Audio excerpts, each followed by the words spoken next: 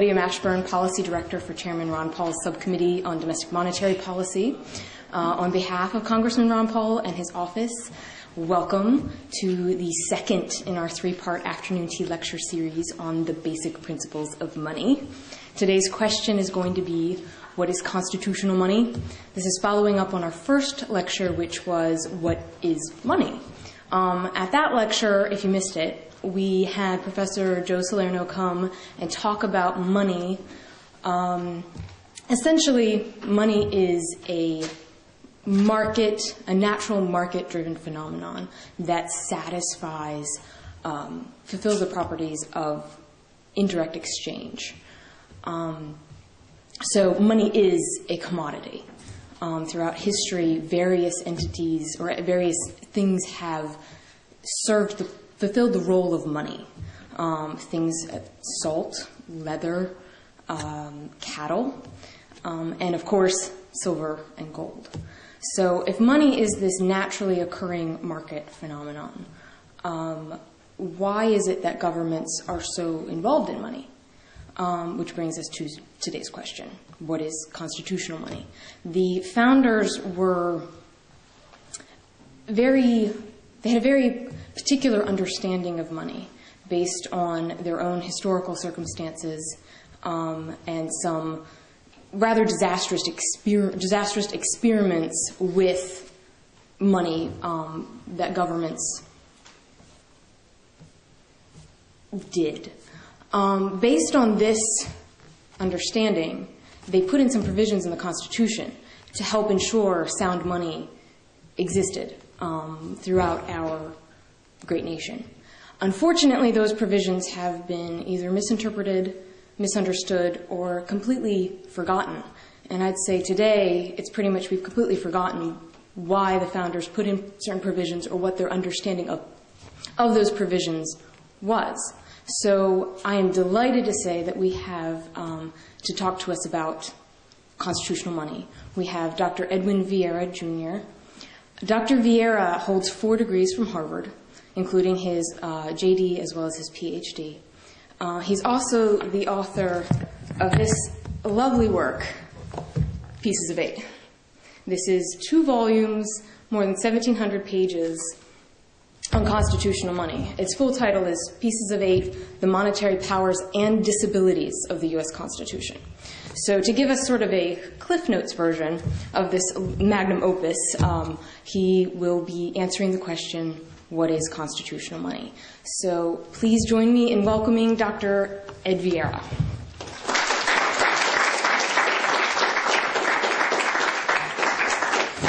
Thank you, Lydia. Thank you, ladies and gentlemen. What is constitutional money covers essentially 3 centuries of American history, so put your seatbelts on because we're going to have a very fast flight. And as Lydia pointed out, governments have historically become involved in monetary questions. And the reason for that basically is redistribution of wealth. Whoever controls the substance and the supply of money at the source can do a great deal of redistributing wealth, either directly through government expenditures or indirectly through government involvement with the private sector. So keep that in mind as we go through some of these historical principles. Now, to understand the Constitution, one has to really do more than simply read it. You have to put yourself in the historical context of we the people, the framers, the founders. You have to put yourself in the political context, in the legal context, and in the linguistic context as well, because there's some pieces of terms of art, terminology, legal terminology, used at that time, which don't quite correspond to the terminology we use today, or at least the original meaning has been lost. Now, historically, if you go back to the colonial period, pre-constitutional period, The colonies, generally speaking, had no power and did not claim a power to coin money. There were some desultory attempts in Massachusetts and Virginia, but they mostly fizzled out because that power was one of the prerogatives of the king and was jealously guarded. And if you read Blackstone's commentaries on the laws of England, which anyone who wants to study the Constitution should start with, because it puts you into that historical legal context of Anglo-American law at the time, Blackstone discusses this prerogative of the king, which was essentially to take a standard, the pound sterling was the one that England adopted, and then arithmetically regulate the values of all of the coinage with respect to that standard. Pretty simple process. Now, some of the English kings, Henry VIII especially, Edward VI, well, Edward VI was a minor, so the people around him, engaged in debasement of the currency. And Blackstone went out of his way to point out that if this wasn't a usurpation, it was certainly an aberration under the English Constitution. So that was the basic principle of coinage, but it didn't have much to do with the colonies per se because they weren't in a position to coin money. So the colonies were using two sources of coinage. One, English coinage, of course, they're English colonies. And secondly, foreign coinage, which was coming in through foreign trade. And in fact, the major foreign coinage that was used was coming from Central and South America. And that's why in 1704, in a proclamation of Queen Anne, in 1707, Statute of Parliament, the Spanish milled dollar was established as the standard for all foreign coins within the colonies. Now, I emphasize this Spanish milled dollar because you're going to hear about this again. The Spanish milled dollar was silver coin. Actually, the Spanish unit was the real. And there were 8 reals in a silver dollar. And in those days, there wasn't a tremendous amount of coinage. And people would literally cut Spanish mill dollars into little wedges. And there were 8 potential wedges, and they were called bits, colloquially. And 2 of those bits made up a quarter. And 4 of those bits made up a half. You following this now? All right? And this is why Wall Street, until a few years ago, quoted stocks in eighths, quarters, and three-quarters. They were referring back to this original monetary system. All right, so here were the colonies using the coinage that was supplied from England and supplied through, especially the Spanish trade. And one part of that, of course, was the infamous triangle trade, the slave trade between New England, Africa, and the West Indies, right? But that wasn't really sufficient, or at least they didn't believe that it was sufficient for their economy. So the colonies started generating paper money. And he emphasized those 2 words because money was always considered to be coinage, gold or silver. And then there was this other thing, this paper money, which was a different concept entirely. And it's interesting to see how those statutes come out. Typically speaking, you'll see first a statute that deals with raising troops to engage in some kind of military adventure, especially in New England where they're going after the French and the Indians in Canada. And he'll be the statute raising so many troops and so much equipment, all the logistics that are involved, and then as part of that statute, or as the next statute in the line, is a statute for emitting bills of credit. That's the special term of art. A bill of credit. That's what they called paper money in those days, because it was a bill, a note, a promise, in essence, to pay, some kind of a debt instrument based on somebody's credit back there. And it was typically the credit of the colonial administration, and it might have been paid off in terms of taxes, so you could take your bill of credit and pay your taxes or other public dues with it. Or it might have been a redeemable bill of credit at some point in the future that colonial administration would pay in silver or gold, supposedly the face value of those notes. So these were the 2 forms that the colonial governments used. Parliament, however, did not like the emission of bills of credit. English merchants did not like to be paid with bills of credit, especially colonial bills of credit that were made legal tender, that could be forced on a creditor. So Parliament passed 2 statutes in the middle 1600s, extremely limiting the ability of the colonies to emit these things, especially with legal tender character. All right, so there's the background. Now we come to the period of the War of Independence. The 13 colonies become 13 independent states and now start asserting for themselves the full panoply of governmental authority with respect to essentially everything. From potentially coining money, although none of them really did, all the way to raising troops and fighting a war.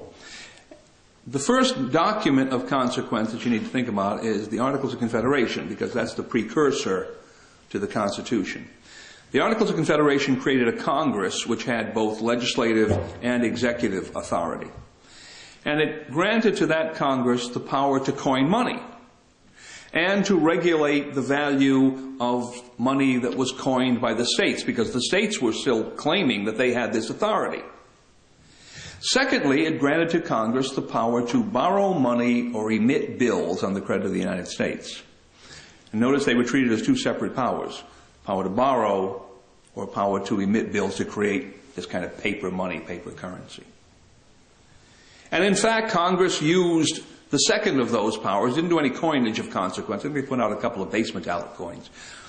But they certainly used the power to emit bills. And they generated a paper money, paper currency called the Continental.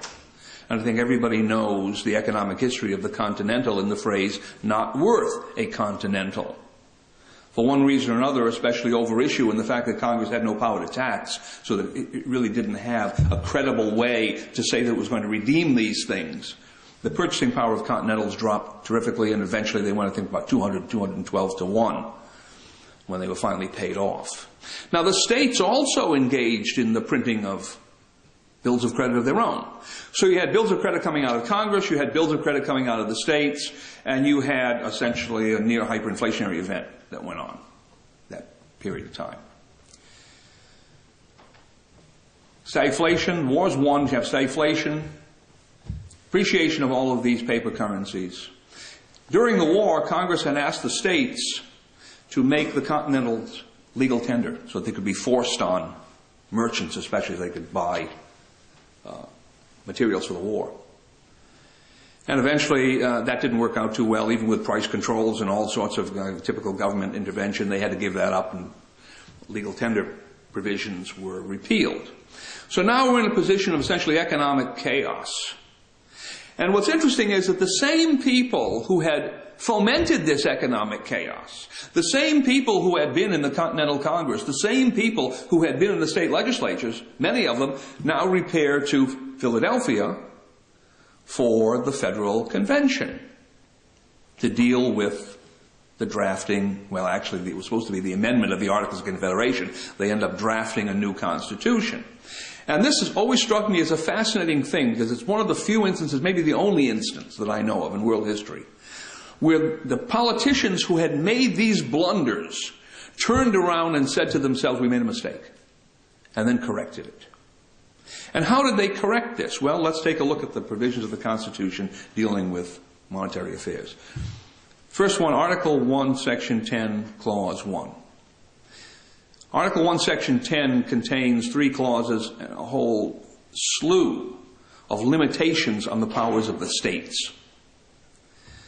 With respect to money, Article 1, Section 10, Clause 1, no state shall coin money.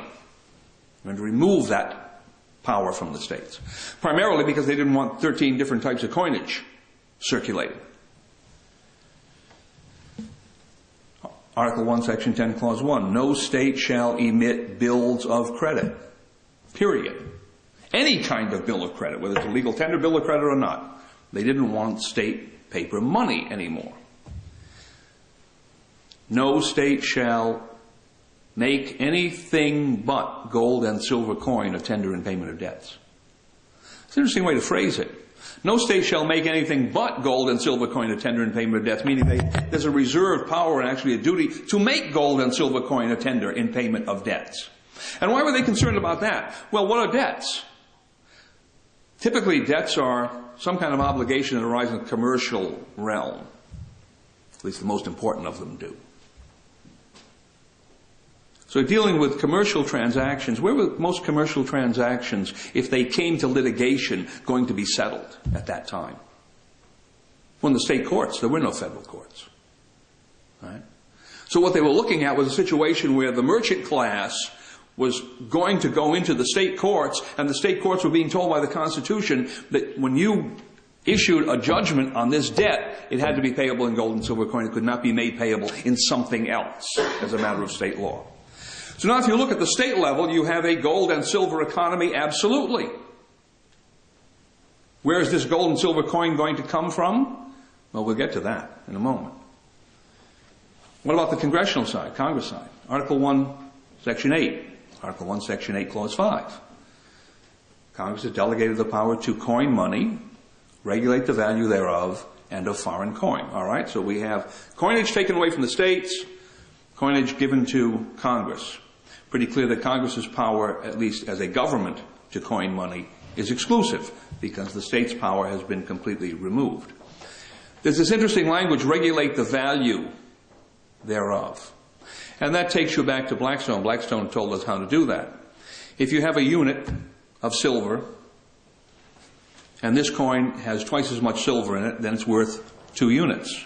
If it has half as much silver, it's worth half a unit, whatever that unit may be. When you factor gold into the equation, you have another element to look at because the exchange rate between gold and silver in the marketplace is never 1-to-1. It's never been 1-to-1. It probably never will be 1-to-1. Gold has always been more valuable in the marketplace than silver. So you have to factor in that market ratio. So if a gold coin has the same weight as a silver unit and the ratio in the market is 10-to-1, that gold coin is worth 10 units. Again, it's simply arithmetic. Right? That's regulation of the value. And of foreign coin. Now, why were they interested in that? Well, because they wanted to monetize the entire gold and silver coin of the world as part of the American monetary system. And if you look at what happened early on in the area of tariffs, customs duties, you'll see exactly how that worked. Foreign merchants come into the United States, bring in their goods, they have to pay some customs duty. Paid in what?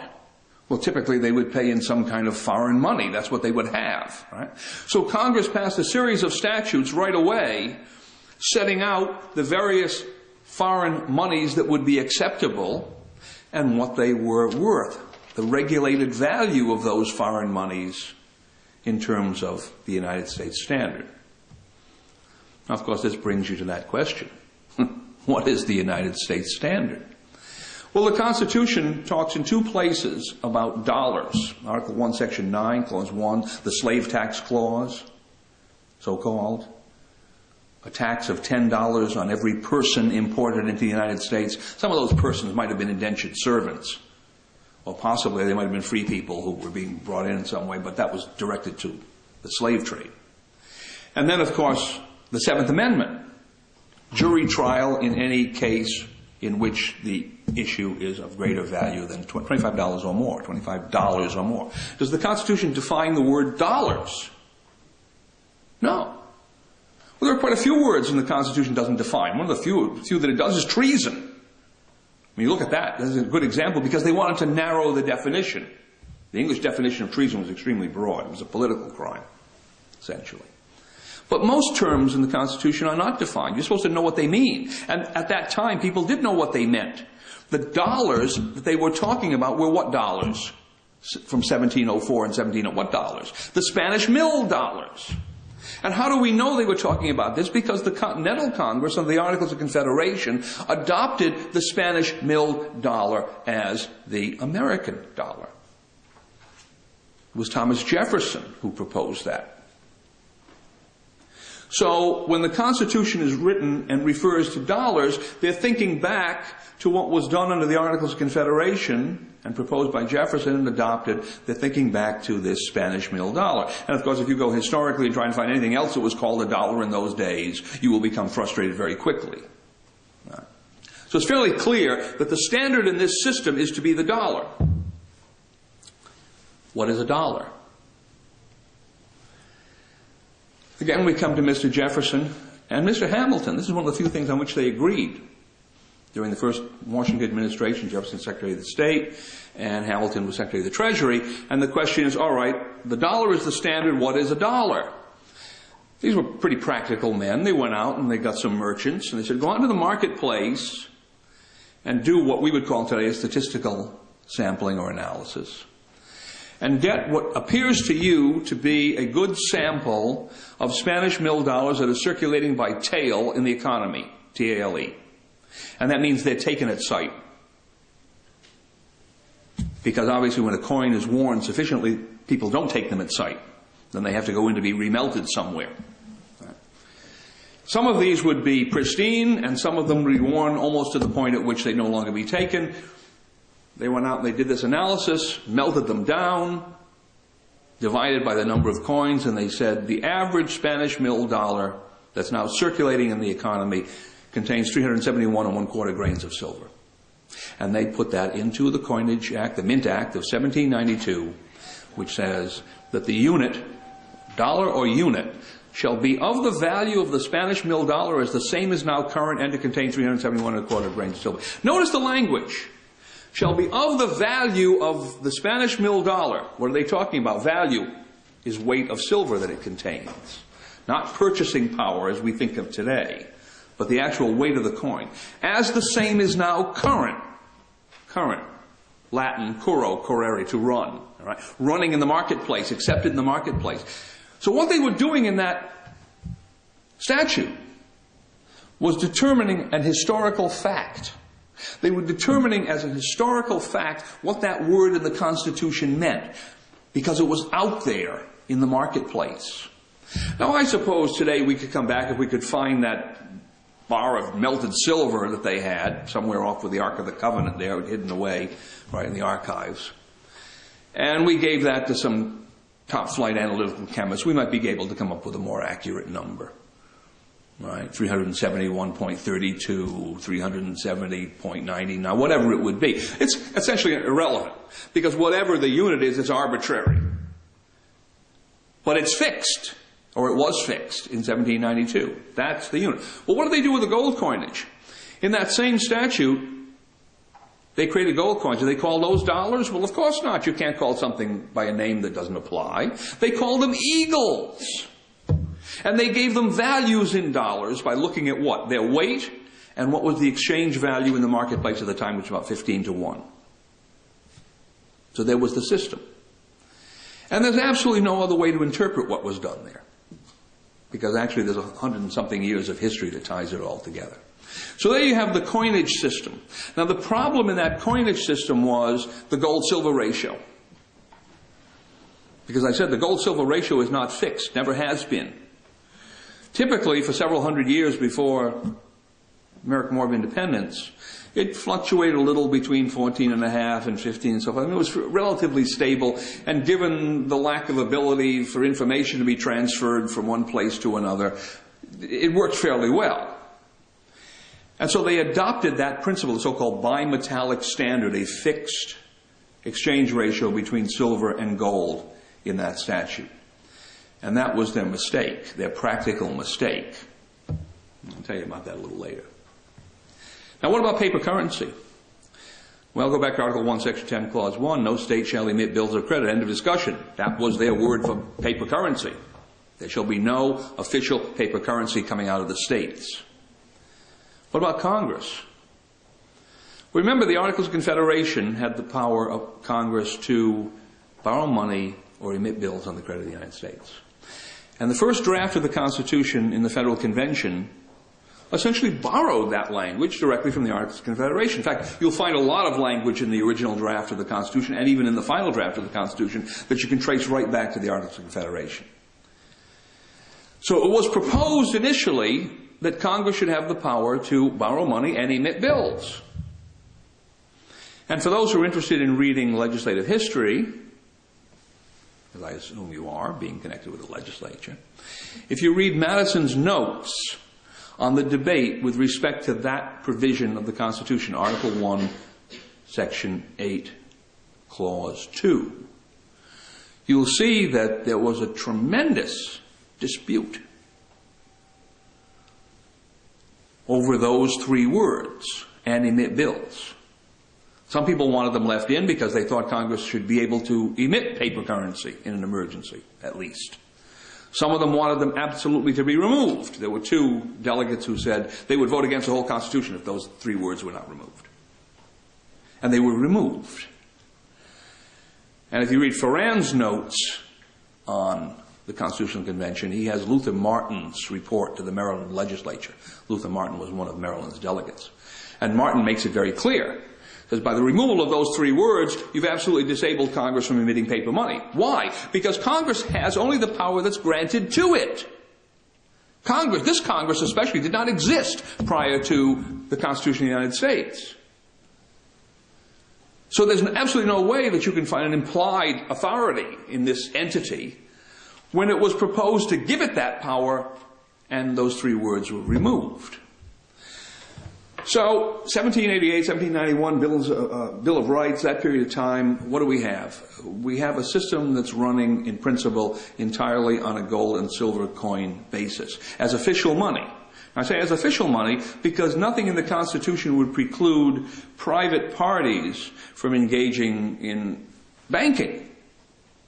And typically what banks did then, and they do now, at least through the Federal Reserve cartel, but individual banks did then, was to emit their own bills of credit, private bills of credit, bank notes, which typically they promised to redeem in gold or silver, usually on demand, so that they'd push the circulation.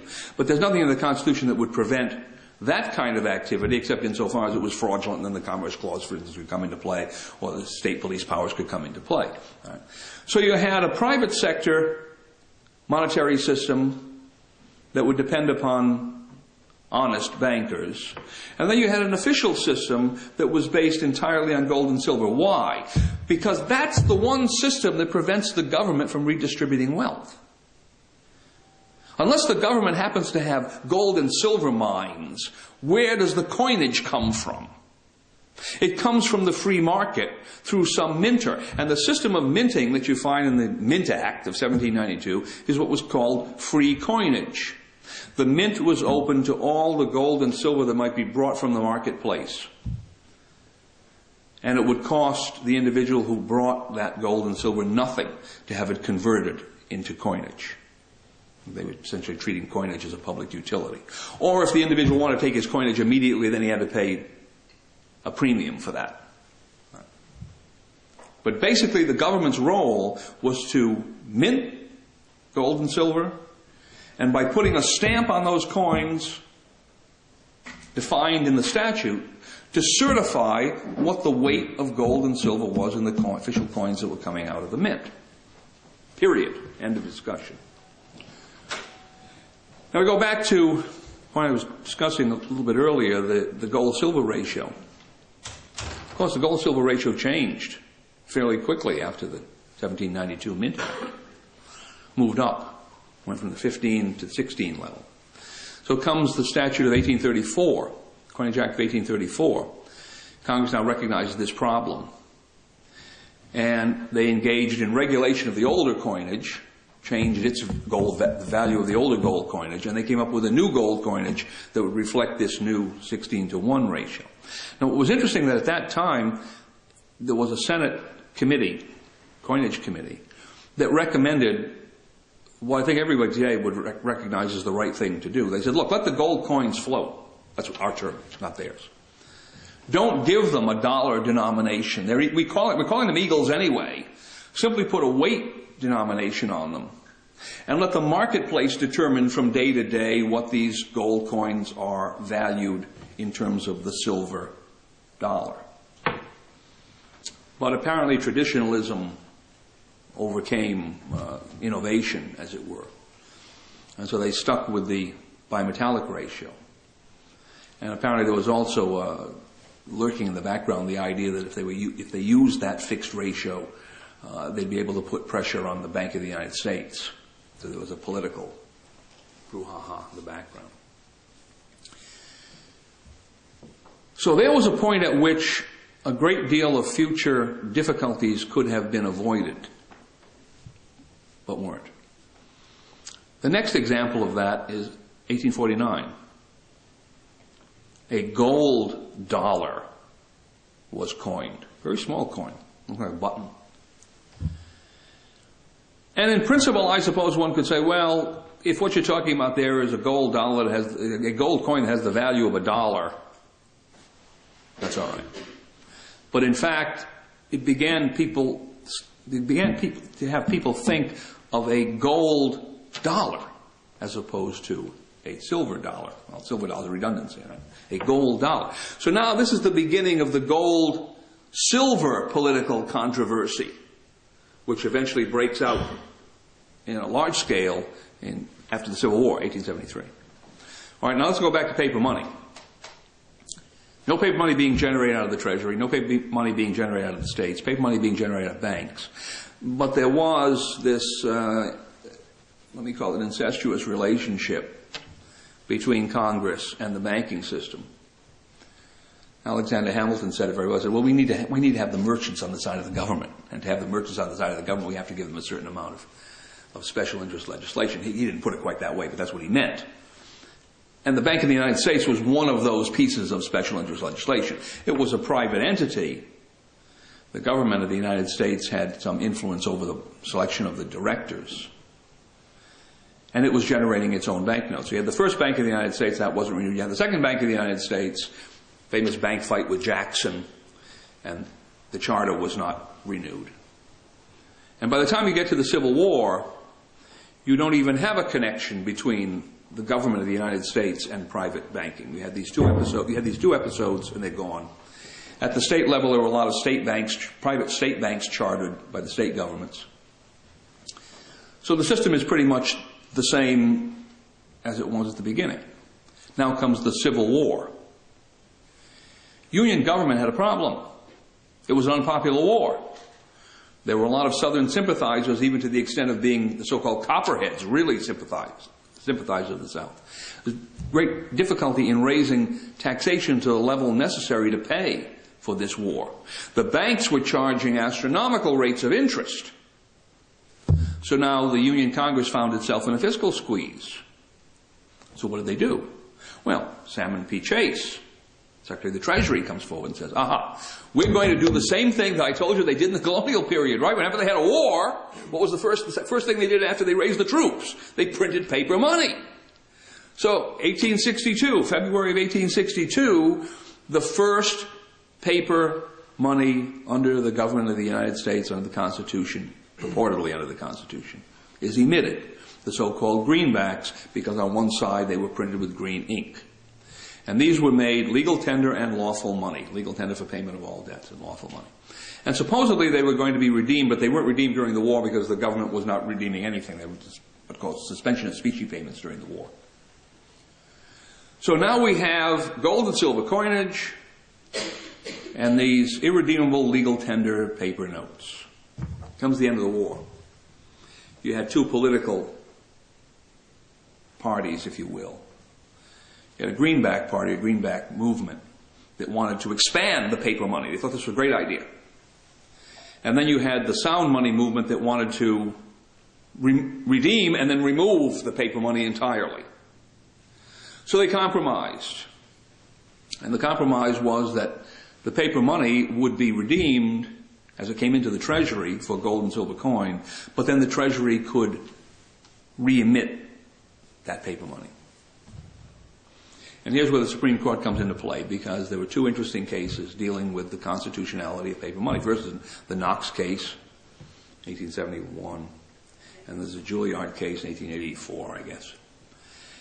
And the question in the Knox case was, is this stuff constitutional? And it was a 5-4 decision. Interestingly enough, Salmon P. Chase had become the Chief Justice of the Supreme Court in the interim. And he was in the minority. He said, oh no, I was wrong. This is unconstitutional. I should never have done this. But it didn't matter. There were a bunch of railroad lawyers on the court by then, Republicans. And not the Republicans, but it was a political point of view in this. And they said, look, this was necessary to win the war. This was an emergency legislation. It was necessary to win the war. And besides, we can't go back now and declare it unconstitutional and unwind all of these contracts that have been made in it. Now that was false. Because in fact, there were a whole series of cases in which they unwound contracts that had been made in Confederate money. And had come up through the court system to determine whether those contracts could be enforced. So But that was the basis. This was an emergency piece of legislation. Well, now comes the reemission of the Treasury notes.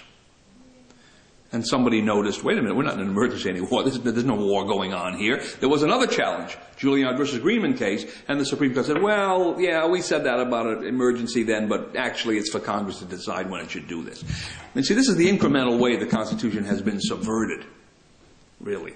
And I lay it all at the doorstep of the Supreme Court. They don't operate properly in dealing with the Constitution. They treat the Constitution as some kind of common law document, which it isn't. But in any event, there we had it. So now we have paper money as a permanent fixture in the system, but it's paper money that is redeemable in gold or silver.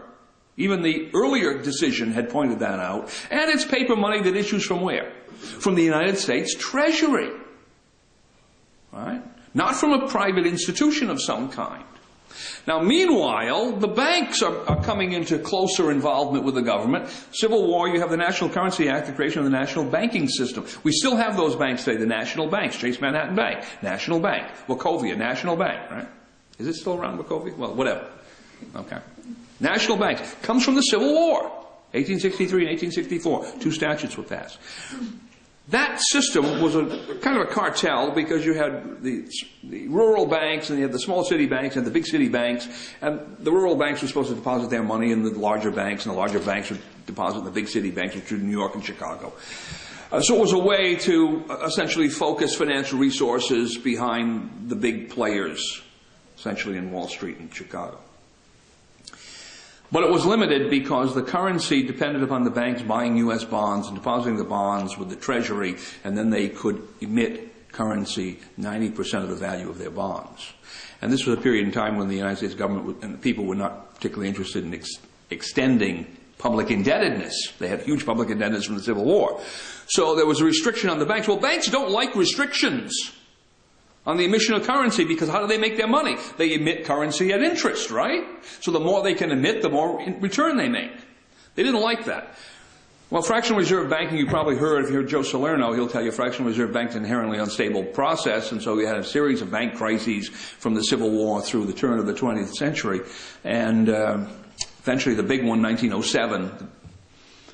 And during this period of time, the bankers came up with the idea, well, we need a central bank. This cartel structure we have is too loose. We need to bring it together with a lender of last resort, a capstone. And this is the basis of the Federal Reserve System.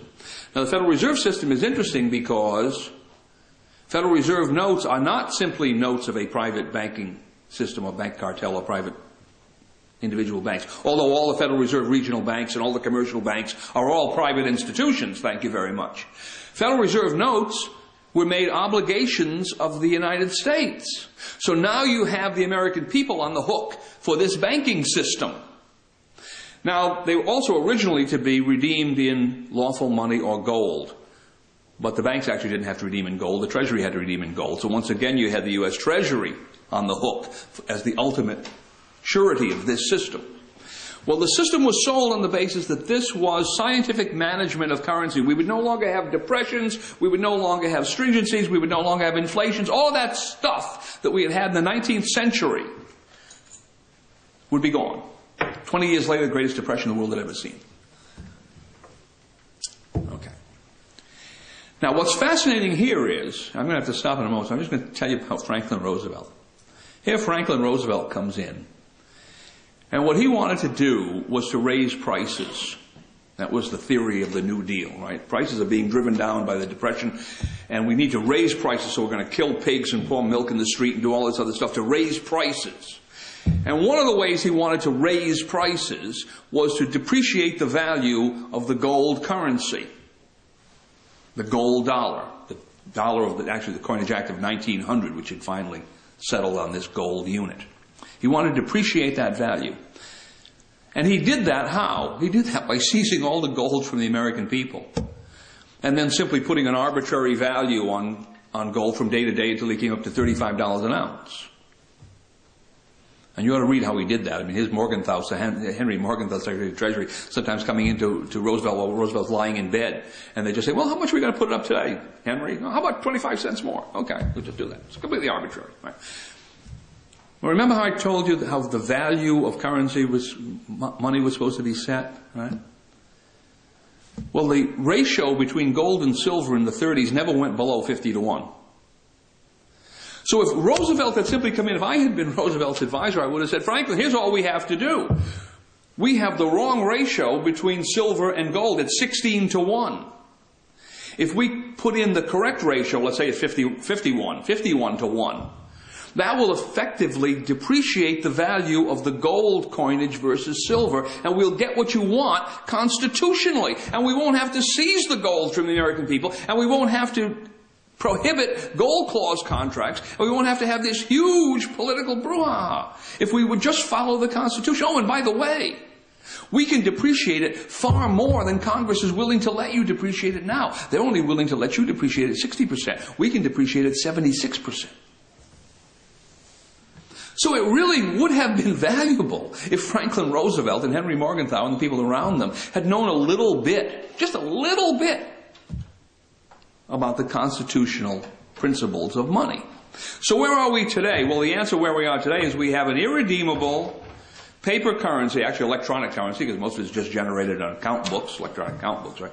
An irredeemable paper currency coming out of a private banking cartel for which the American people are on the hook in some kind of bailouts, because of course the bank cartel comes to us and says, oh, we've made terrible mistakes, we'll admit that, and now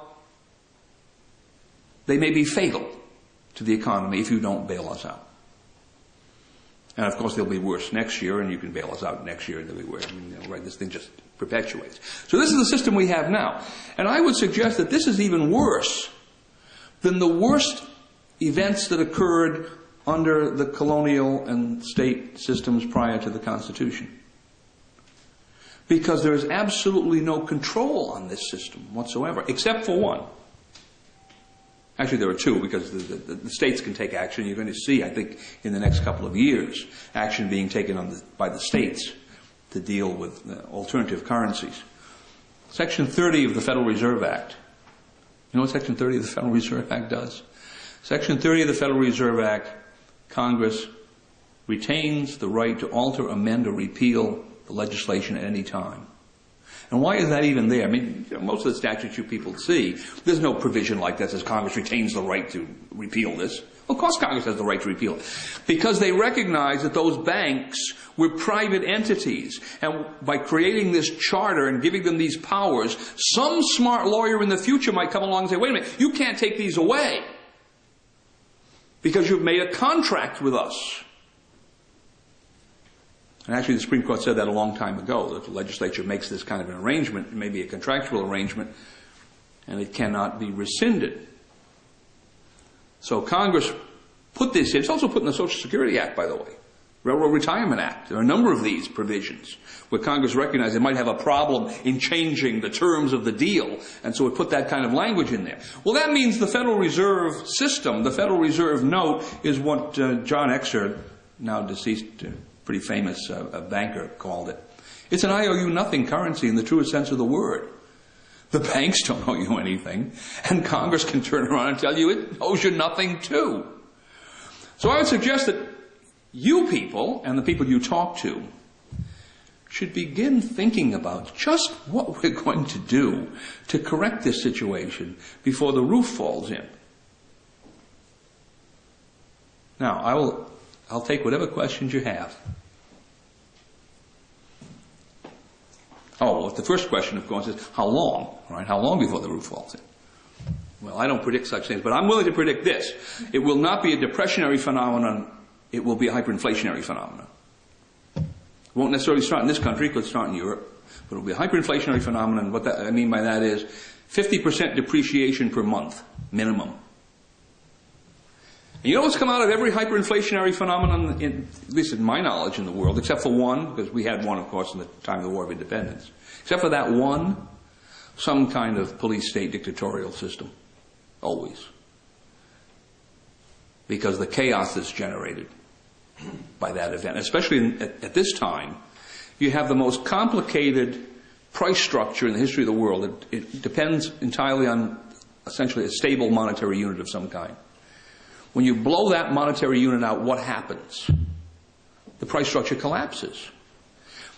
You go to barter? How do you go to barter?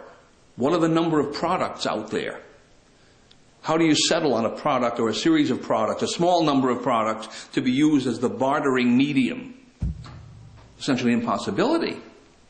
So we're looking at an unprecedented situation. If this currency system goes into hyperinflation, you're going to have an economic collapse. The world you can't contemplate what it's going to be like. That's why I say somebody has got to begin to think about what will be the alternative currency if this one goes down. And don't tell me this one won't go down. It's already gone down once. 1932. Well, 1930 to 1932, I mean, a period of time. It's already gone down once. And that was when it was on a 40% gold reserve, thank you very much. 40% behind the notes and 35% behind the demand deposits at the Federal Reserve regional banks. And that wasn't enough. Now you have no reserve. So this is like the Titanic. Right? I mean, the Titanic had the one possibility that someone might have gotten there in time. There's nobody coming to help us. It's going to have to be done, sorry to say, right here. Because the system is now essentially out of control. And I think you see that especially in Europe now. I've been watching the Italian situation now, and you can smell the panic coming over the internet from this. Now I know Italians, they're kind of voluble and so forth. These are not Italians that are the ones who are panicking. I think most of them are Germans, actually. But you can smell it coming out of Europe. And who's going to bail them out? Do we have a guess as to who's going to do that? Huh? It's going to be Mr. Bernanke. Because they cannot face, and I think correctly so, they cannot face the consequences of a depression. Can you imagine what a 1930s style depression in this country would be like? That's what they don't want to have happen. And the one tool that they have that they think can prevent that in the short term is what? Quantitative easing, inflation, generating money, generating paper currency, bills of credit, bills of discredit, because they're not going to be paid, right? Bills of discredit. We keep generating this stuff, and we hope that something will happen, right? We're playing for time financially. But I think it was Machiavelli who said, that's a fallacy, because time brings all things, bad as well as good. And the only solution here, I think, is to come up with an alternative currency. And a lot of people have proposed exactly how to do this. This isn't something that's difficult. It's on-the-shelf technology. We could set this thing up in 30, 60 days after the statute was passed. An alternative sound currency based on silver and gold. Start using that in the marketplace. Start transitioning the governments into using it for purposes of taxation and spending. And let the banks figure out how to solve their own problem. Because we can't figure it out. There's a problem of what's called rational economic calculation, which is the problem of all central planning. There is no way to figure out from the top down how to reform this system. It has to be figured out from the bottom up through the marketplace. And to do that, you have to give the marketplace an alternative sound currency to be able to generate a price structure that works, which is what we're going to discover very shortly we do not have. Interesting problem. I've been doing this for a long time, and I never thought it would get to this. All right? I thought I'd miss out on watching it. But no. So I wouldn't want to be anywhere else. This should be fascinating to see how this plays out. Yes, sir.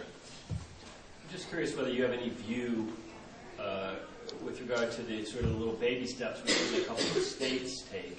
I believe Utah, perhaps Virginia as well, to perhaps protect themselves from federal government, give themselves the leeway to do what you suggested for themselves in the event that the U.S. dollar becomes so unstable that they need to protect sort of their own folks or their own economies.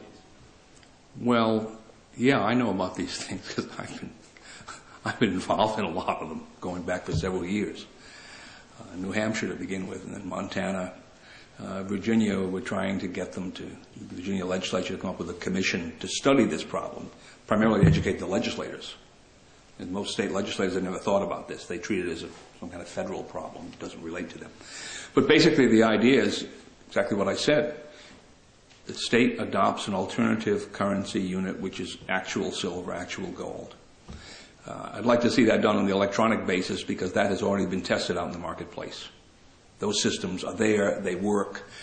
You can funnel any kind of gold and silver into them. It doesn't have to be a particular kind of coinage, it can be bullion. And they're capable of working down to very small amounts. One of the private companies out there, goldmoney.com, founded by a fellow by the name of James Turk, whom I've known for a long time.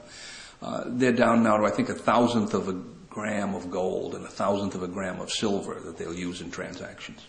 Well, now you're making small change in gold. Right? And that was always the problem in the coinage era. You had coins of certain sizes, and then what was worked out in between. Well, you had to have some kind of token coinage, or you had to have some kind of paper credit or whatever.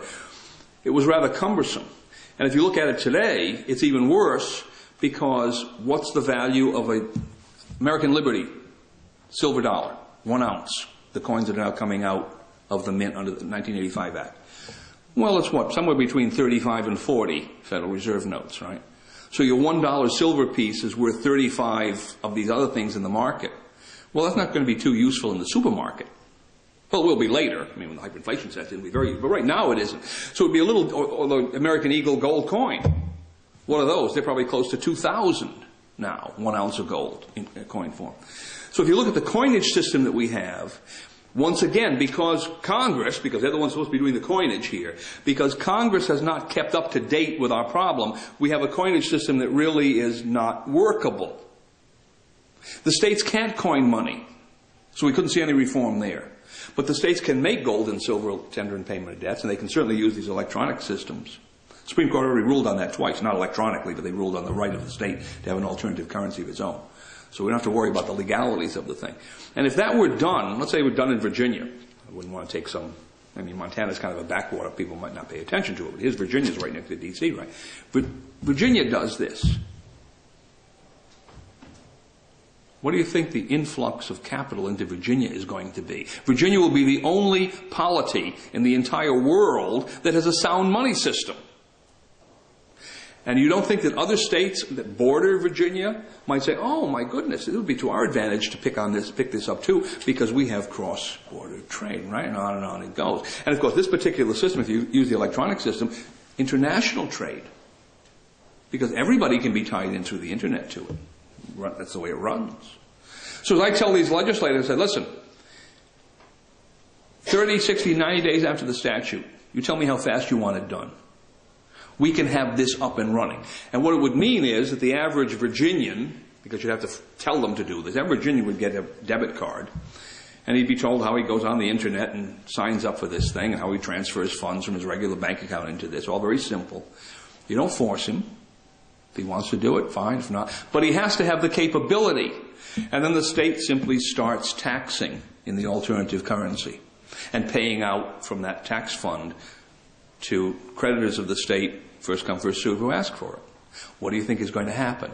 Those creditors are going to deplete that fund as fast as it is built up. And then the treasurer is going to come back to the General Assembly in Virginia and say, I need to expand the tax base here. And pretty soon, you're going to have the Commonwealth of Virginia on a gold-silver basis treating Federal Reserve notes as a foreign currency, because they may need Federal Reserve notes for something. Right? And you'll have the economy of Virginia, of course, following along with this, because the state has given them the mechanism, and the state, of course, is a big player in the economy. A lot of money passed through in state finance. And now you've shown how it could work. And my view of the thing is, if people have two choices, a relatively sound currency here and a rotting vegetable currency over here, which one are they going to choose? Well, they're going to choose this one, of course. That's the reversal of Gresham's law. Right? Gresham's law says what? Bad money drives good out of circulation. That's the way it's usually formulated. It's actually Aristophanes' law. I think it's in the play The Frogs. It goes back to the ancient Greeks. Gresham didn't invent it. But anyhow, why is that true? Because if I have bad money in one pocket and good money in the other, and you're willing to take the bad money, what am I going to give you? The bad money, right? Think of Mommy with Jimmy, and there's Jimmy and Billy playing in the sandbox, and Billy's crying because Jimmy will not let Billy use one of his toy soldiers, and Mommy says, be fair, Jim, let him use one of your toy soldiers. Which one of the toy soldiers is he going to give to the other child. The nice one that's beautifully painted, or the one with one arm that's broken off and a head that's twisted? What do you tell me? I mean, that's Gresham's law, right? It's at the kindergarten level of intelligence here. But it works the other way too. If I'm going to you to make a contract, I'm going to demand what? The bad money or the good money? I'm going to demand the good money, right? So we can reverse this whole system if you once put into play somewhere a significant player in the marketplace, has to be a fairly large size, that's using this good money, and we can force that through taxation. Start off with a certain amount of state taxation. Now, Congress could do this too. Maybe I'm being facetious, but in principle, Congress could do this too. And I should think Congress would have more understanding of this problem. I mean, it's their power that we're talking about. It is monetary power. The difficulty I have with state legislators always talking to them is, well, we can't do that. States can't do that. And I say, wait a minute, Article 1, Section 10, we go through this little litany of constitutional principles. Then eventually the little light bulb comes out in their head. Oh, yeah, I guess we can do that. And then there's a problem. Well, what's the 6 o'clock news going to say about me? I'm a gold bug, and they're making fun of me and that type of thing. You get into the political problem there. But as a practical solution, I shouldn't say solution, direction, there is no solution. This thing is going to happen. We can't stop it from happening. Right? But as a practical direction for putting a floor under mitigating the damage, I'm willing to bet a stack of Kruger that high. This is the only way it can be done. If somebody can think of another way that doesn't involve Congress passing, I keep thinking, I rack my brain. I say, if someone came to me and offered me some huge fee to write a statute to correct the Federal Reserve problem through the Federal Reserve, could I do it? No. I think that would be the short answer. I can't take the money. I can't do that. It won't work. There's no way we can correct that. The market has to correct it. And the market will not correct it unless it has an alternative to work with it. Archimedes, right? Isn't he the one who said, I have to give me a place to stand, and I can move the earth with my lever. We need a place to stand monetarily. We need the alternative currency. And the example, go back to Weimar Germany. Everyone remembers Weimar Germany, right? 6 months. June, July, to the end of November. They blew the currency out. An egg that cost 80,000 marks in June, because they had a lot of inflation during the war and immediately after the war. Approximately 80,000 marks was like 1 trillion marks at the end of November. And the first week of December, the currency was gone. How did they survive? Because they had a whole slew of alternative currencies circulating in Germany from other European countries. From the United States, from England. England wasn't considered a European country. And people were using these and making contracts in them. So they had a kind of black price structure in alternative currencies.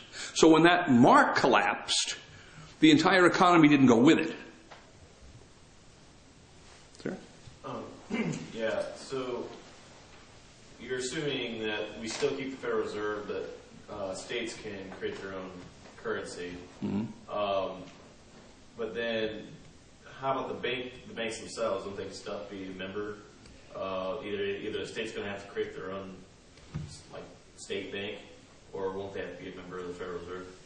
Well, there would be a state depository to deal with this alternative currency, because the alternative currency system is not really banking; it's warehousing. All right, and what I anticipate would happen is that if I were writing a complete statute for a state, I'd say, well, look, we need to set up some private institutions that would deal in what used to be called real bills, 30, 60, 90-day banknotes based on real commodities, because that kind of puts an underpinning to the use of gold and silver. There's a lot of transactions. You don't need to use the gold and silver if you have real bills. And those private institutions, I would imagine at some stage, they might also come into the depository, or actually the loan function. See, the depository function is a warehousing function. The loan function is a different situation. And you can't have a loan bank which is paying on demand. The depository is obviously paying on demand, paying immediately, electronically. So you'd set up banks that were dealing with the 30, 60, 90-day real bills, and then you'd set up banks that would be, maybe those same banks would set up accounts that would be longer term. But you'd have to cut the fractional reserve aspect of the thing has to be cut out entirely. That's the devil in the details, as it were. You cannot you cannot lend short and borrow long for very long. And that's what fractional reserve system banks have always failed, because their notes are out there to be paid on demand. They don't have 100% reserve to pay those notes, leaving aside whether that's inherently fraudulent or not. I guess it wouldn't be if people were completely told about it. But the other assets that might be fed into that pool, they're not on demand. Who knows how long those assets may be until they're paid. And then the banks invariably get into these squeezes because they extend themselves too much. And there's only one way to get around that, and that's to prevent it in the beginning. So our problem is we've painted ourselves in, and I'll say we, I don't want to include myself. Somebody out there has painted me into a corner, and you as well. We're painted into this corner. And either we're going to go down with the Titanic, or we're going to get in a lifeboat and row away. And that's the difference between the Titanic situation and our situation. On the Titanic, they didn't have enough lifeboats, and they didn't have a way to build any more. We don't have enough lifeboats now, but we have 50 ways to build them. This can be done at the state level. And I don't say there won't be a lot of wailing and gnashing of teeth economically, and a lot of people won't be very, very sorry that we put up this system and ran it as long as we did, ran into the ground. But that's not my problem.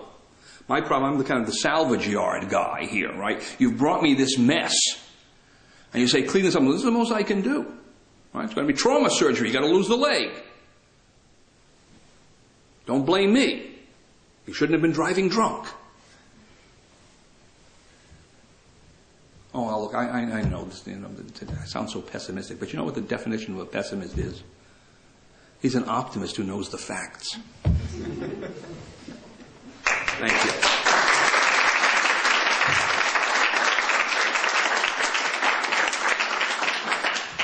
I'd like to thank you all again for coming today. We have our third and final lecture will be in December. Details coming shortly. Just for one quick exposition, this is an 8 realis. This is there went a Federal Reserve note. Which one do you want? I don't know. So please give one more round of applause for Dr. Vieira.